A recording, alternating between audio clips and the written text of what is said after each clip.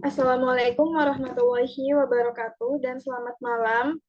Yang terhormat Ibu Erpiani Siregar selaku dosen pengampu mata kuliah analisis pangan dan hasil pertanian.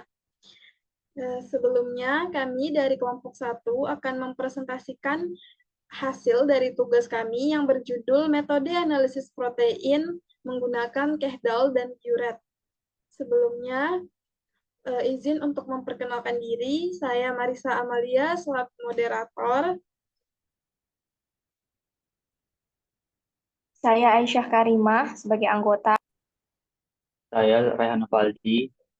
Saya Nisha Syahira. Saya Dani Darmawan. Saya Enter Putra. Dan saya Alvaro Putra Perdana. Saya Novel Arisa. Saya Alarizki Nafianti. Saya Zikri Ilham. Nah, sebelumnya kita akan membahas terlebih dahulu pengertian dari protein, kemudian fungsinya. Nah, protein sendiri merupakan salah satu zat gizi makro yang memiliki fungsi di dalam tubuh sebagai pembentuk jaringan baru dan mempertahankan jaringan yang ada. Protein terdiri dari atom karbon, hidrogen, oksigen, dan nitrogen.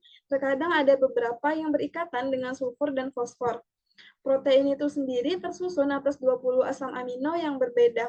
Fungsi utama protein adalah untuk memenuhi kebutuhan nitrogen dan asam amino, untuk sintesis protein tubuh dan substansi lain yang mengandung nitrogen, hingga berperan sebagai enzim hormon dan antibodi. Selanjutnya akan dijelaskan oleh Anissa Syahira. Kepada Anissa Syahira, dipersilahkan. Baiklah, saya akan menjelaskan mengenai kekurangan, kelebihan, dan contoh-contoh dari protein. Jadi, kekurangan protein ini menyebabkan retardasi pertumbuhan, pengecilan otot, edema, dan penumpukan cairan dalam tubuh anak-anak.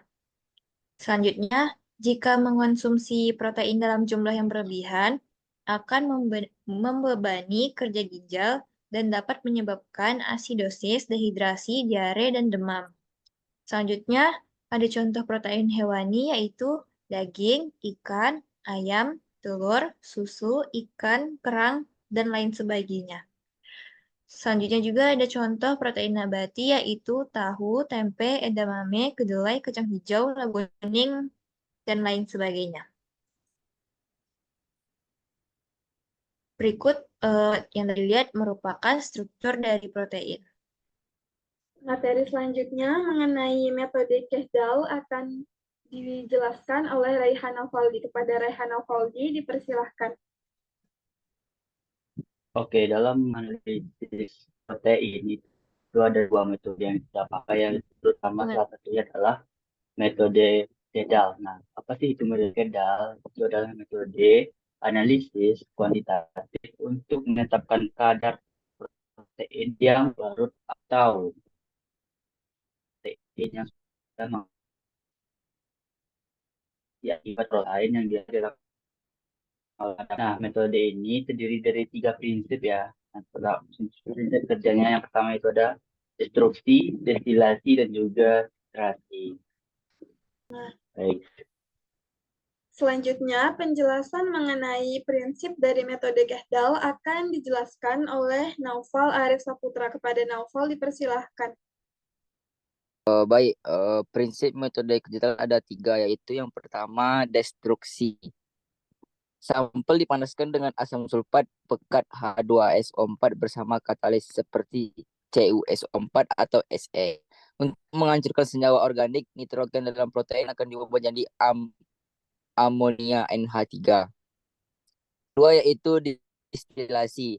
Amonia yang terbentuk kemudian diuapkan dan dialirkan ke dalam larutan asam borat H3BO3. Amonia akan bereaksi dengan asam borat membentuk ion amonium NH4+.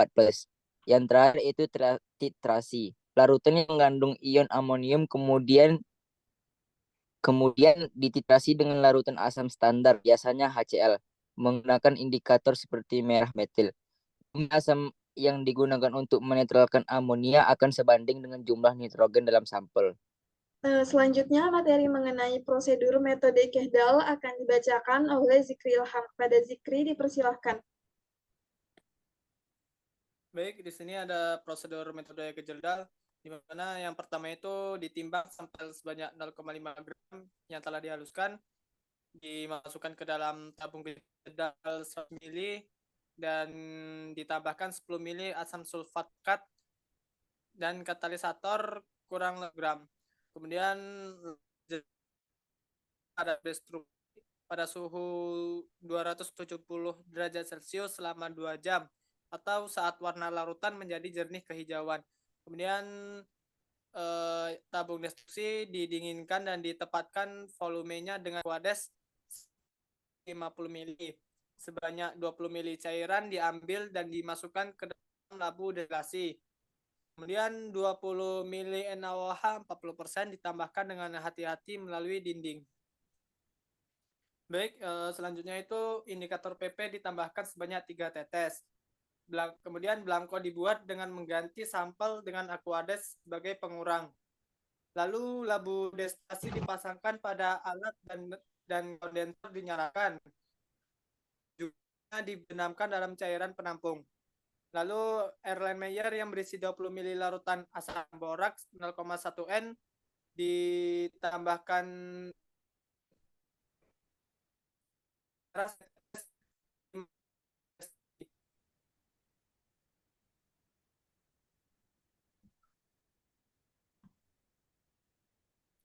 kemudian cairan destilat ditampung sesuai waktu lama perlakuan, yaitu 5, 7, dan 10 menit.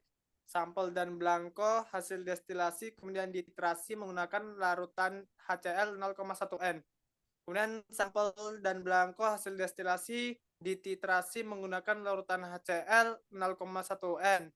Proses titrasi diakhiri sampai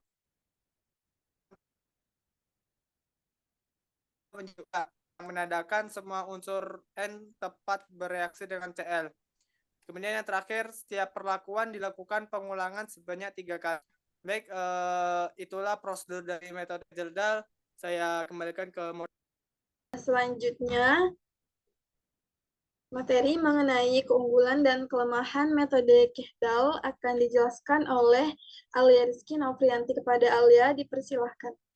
Baiklah, berikut keunggulan yaitu metode ini memberikan hasil yang sangat akurat jika dilakukan dengan benar. Metode ini memiliki tingkat presisi yang tinggi. Kejeldal telah menjadi standar internasional untuk menganalisis protein.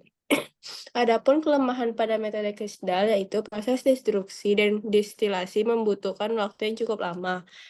Ada versif dan berbahaya. Tidak dapat membedakan antara nitrogen dalam protein dan nitrogen dalam senyawa non-protein lainnya. Protein yang berbeda memerlukan faktor koreksi yang berbeda karena mereka memiliki urutan asam amino yang berbeda juga. Oke, selanjutnya penggunaan metode Kejeldal akan dijelaskan oleh Aisyah Karimah. Kepada Aisyah, dipersilahkan. Baik, di sini saya akan menjelaskan penggunaan metode Kejeldal dalam berbagai bidang. Dan industri pangan, metode Kejeldal digunakan untuk menganalisis kandungan protein dalam bahan makanan. Dalam bidang pertanian, metode Kejeldal digunakan untuk menganalisis kandungan protein dalam pakan ternak dan pupuk. Sedangkan dalam bidang lingkungan, metode Kejeldal sering digunakan untuk menganalisis kandungan protein dalam sampel air dan tanah. Untuk selanjutnya, saya kembalikan pada moderator. Selanjutnya, materi mengenai definisi dan prosedur uji Biuret akan dijelaskan oleh Gempar Putra. Kepada Gempar, dipersilahkan.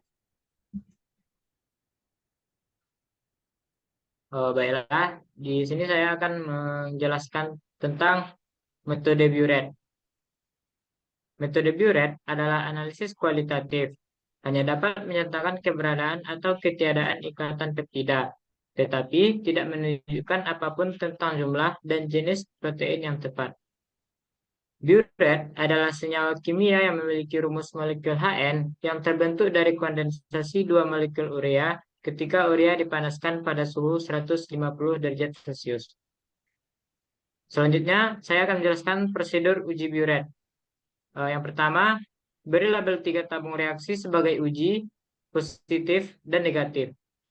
Yang kedua, dalam tabung reaksi berlabel uji, masukkan 1-2 ml sampel. Dalam tabung reaksi berlabel positif, masukkan 1-2 ml larutan albumin. Dan dalam tabung reaksi berlabel negatif, masukkan 1-2 ml air suling. Pada setiap tabung, tambahkan volume yang sama 1-2 ml bereaksi biuret. Selanjutnya, kocok dengan baik dan diamkan pada suhu ruangan selama 5 menit. Lalu, amati tabung reaksi untuk melihat perkembangan warna ungu pada suspensi. Selanjutnya, materi mengenai reaksi dari metode Biuret akan dijelaskan oleh Alvaro Putra Perdana. Kepada Alvaro dipersilahkan.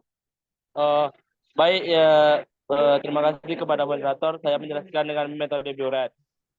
Metode Biuret itu ada dua, yaitu yang pertama uji Biuret positif.